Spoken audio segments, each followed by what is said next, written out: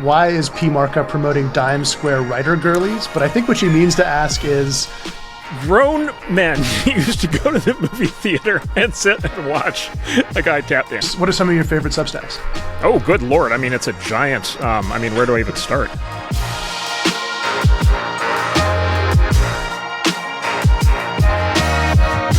I'm here with Marc Andreessen, who helped define the web as we know it.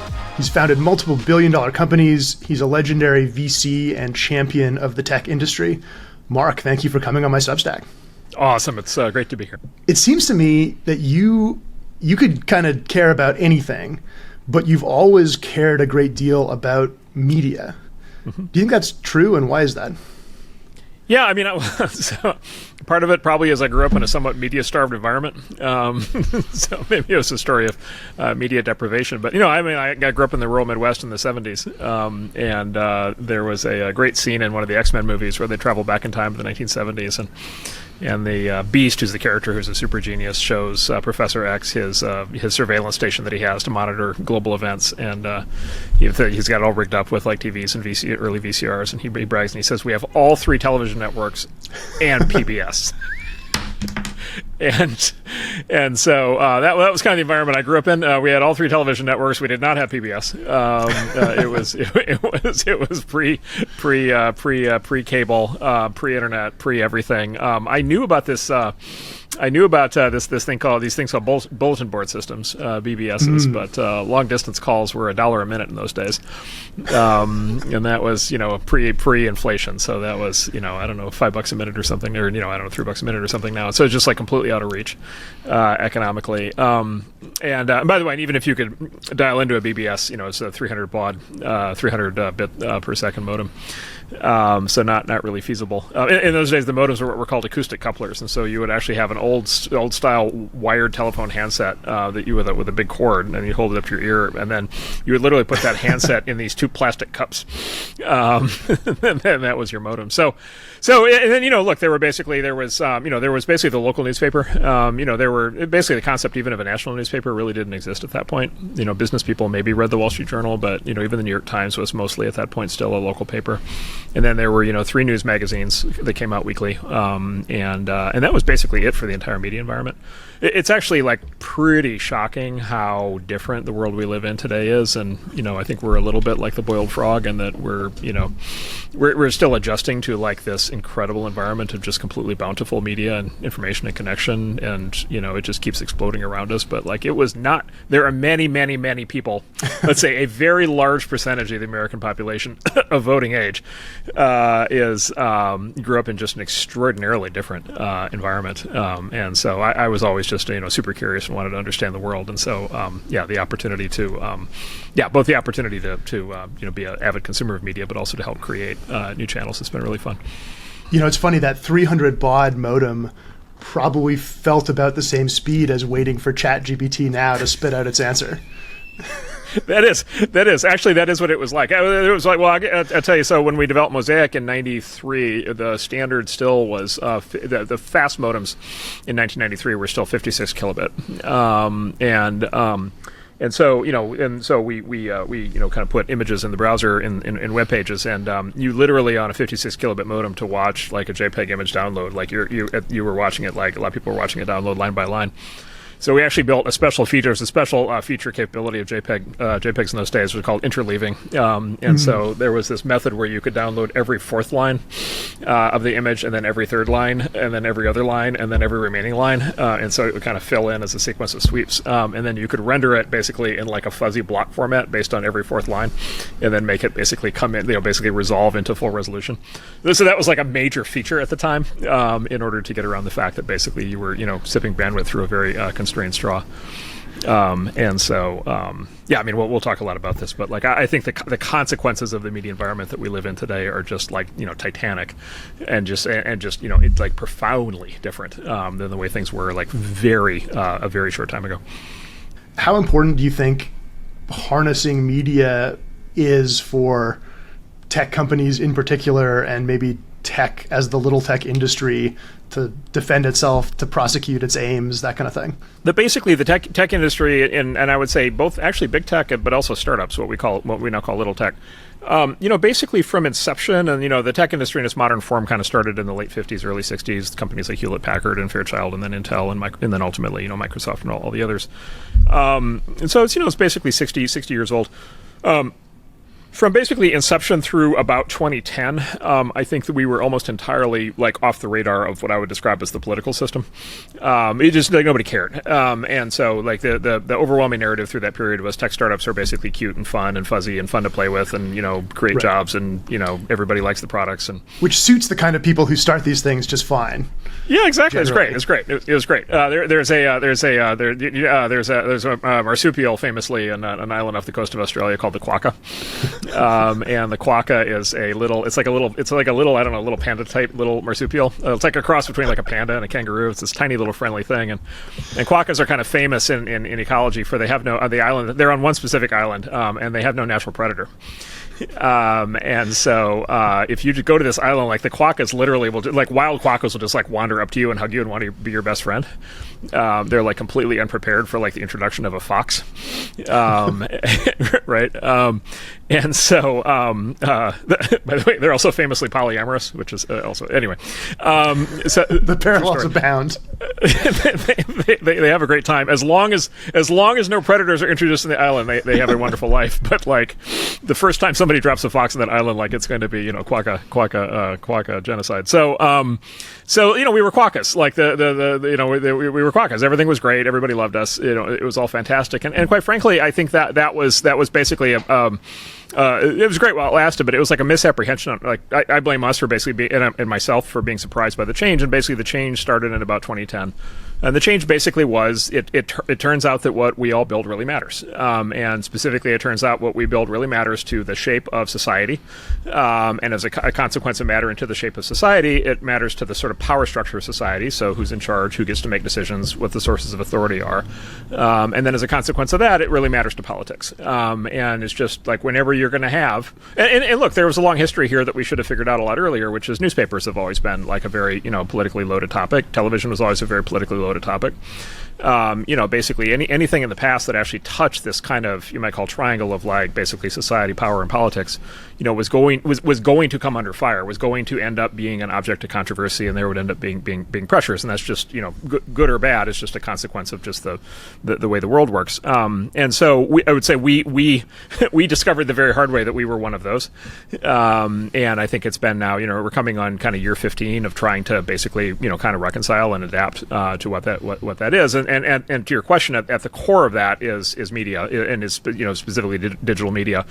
At the core of that is digital media, because media, information, communication, sharing, both point to point and groups, and at a mass level, these things are just absolutely fundamental to the formation of human society, fundamental therefore to the political system, and to policy on many fronts. And so it's just observing what's happened in the last 15 years. The social media companies have been at the kind of tip of the spear of getting the most kind of blowback and pressure, and then kind of anybody in digital media has also been getting hit hard, and then now AI now is getting pulled into that vortex because everybody kind of has figured out that AI is going to really matter to how society operates. And so I just think from here on out, we as an industry have to really kind of step up and expect to be under a lot of pressure, expect to be scrutinized, expect to have to tell our story, expect to have to validate ourselves. And by the way, that means we're going to have a theory of ourselves, of what our role in the world is, and why what we do matters, and how, what we see the implications are. And we got caught flat. I got caught flat-footed. A lot of us got caught flat-footed, and I think it's time to go on the front foot.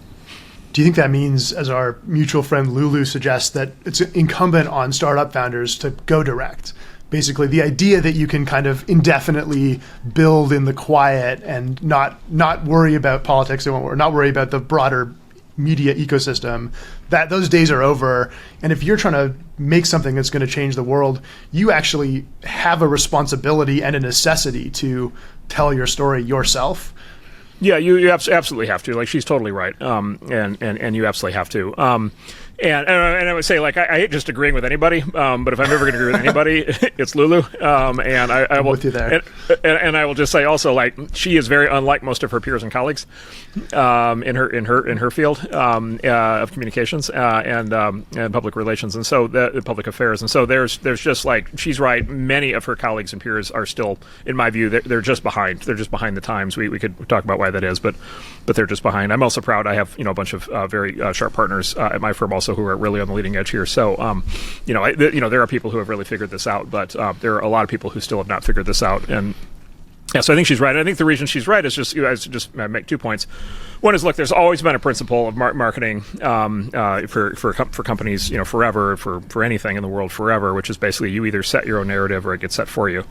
And if you're going to be if you're going to be functioning in a superheated environment where people are going to be coming at you, you have to take response. You have to set your narrative, or you're going to end up really on the back foot and in a lot of trouble. And there's a lot of case studies of that in the last decade, and there will be more. And then the second question is, how do you set your own narrative? And historically, the means of setting your own, for a very long time, the means of setting your own narrative was to work through the press, and that was quite literally because that was the only way to do it. Well, there were actually historically two ways to set your own narrative. Basically, they actually had technical terms for this in the comms industry. It's called earned media and unearned media. Earned media was PR, specifically PR through the press. And it was earned because you had to go pitch, the New York Times to write a story about you, right? And so you kind of earned that the hard way. And then there's called unearned media, which is basically paid marketing. And so the other way you could do it is spend $100 million on an advertising campaign. The problem is, like, I think both of those have largely, have to a large extent broken down, at least through traditional channels, which is the press just simply is just the press is just like simply out to get tech. Like they treat you like that island koala, whatever it is. They are the fox. Yes, they are the fox. You are the quokka. And by the way, they're very good at being foxes. Like, yeah. Right? I think I've been the quokka in that arrangement. You have been the quokka. I have been the quokka. Look, the reporter show. It's to say. I've heard this story 1,000 times. Janet. There's a famous journalist, Janet Malcolm, who actually wrote about. She was famous. Wrote about this incredible, true crime case. Wrote this book one time, and she the whole beginning of the book is basically her story of how reporters basically get close to sources, and it's basically the fox on Quokka Island, which is basically like I'm tremendously sympathetic to you. I'm going to be your friend. I'm going to fairly represent your story. Like, we're going to go drinking together. Like, it's going to be great. Like, the whole thing, and then the story comes out. And it's just absolutely devastating, like a very large amount of the time. There's a great documentary, I forget the name of it. There's a great documentary on Hulu about the Brat Pack, which was this group of actors in the 80s. This guy, Andrew McCarthy, who was one of the members of the Brat Pack, was a group of sort of famous super hot actors in the 80s that kind of were in all the key movies of the time. These young guys, men and women, Demi Moore and Rob Lowe and all these incredible actors. The term Brat Pack actually was basically a journalist who betrayed them. And so there was this journalist, I think New York Magazine, who took them all out to dinner, and he was like, their buddy and the whole thing. And he wrote this just like he labeled them the Brat Pack, and he just wrote this article making them all just look completely unfairly look like total buffoons.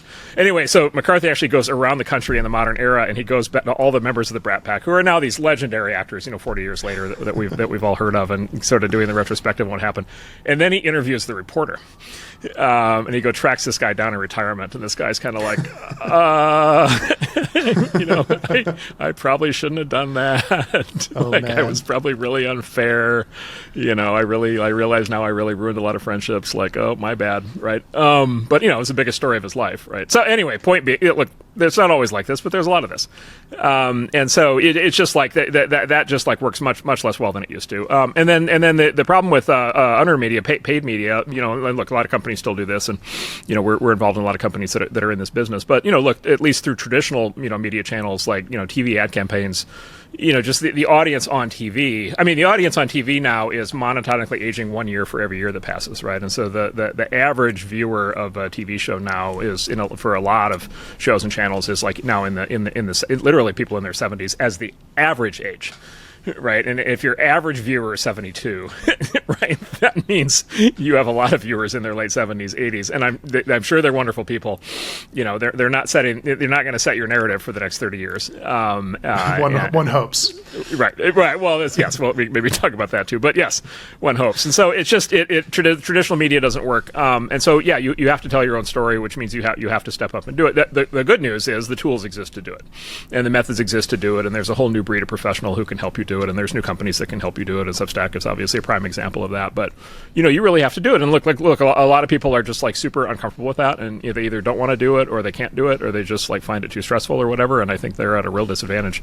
And I think the people who really like lean into this and embrace it and go direct are going to do much better. And I'm particularly interested in this from the lens of, what is AI going to do to media? What is AI going to do to kind of sovereign creators? I've heard you say that, I've heard people, you say that people will often analogize AI to the early web, and that you think that's actually not a good analogy. Yeah. If I'm recalling correctly. I'm curious, like what historic analogies do you go to right now? What's in your mind as sort of like the template for thinking about the current AI moment? Yeah, so look, I would say analogies are dangerous and always wrong. So it's a risky way to think, but it is useful. So the analogy that I would say, I think it's more like the emergence of the microprocessor, so the emergence of the computer, and so the way we think about AI primarily at our firm is basically these are computers, these are new kinds of computers, and in technical terms, the way we think about this is traditional computers are what we call deterministic, which is for the same inputs they always generate the same outputs.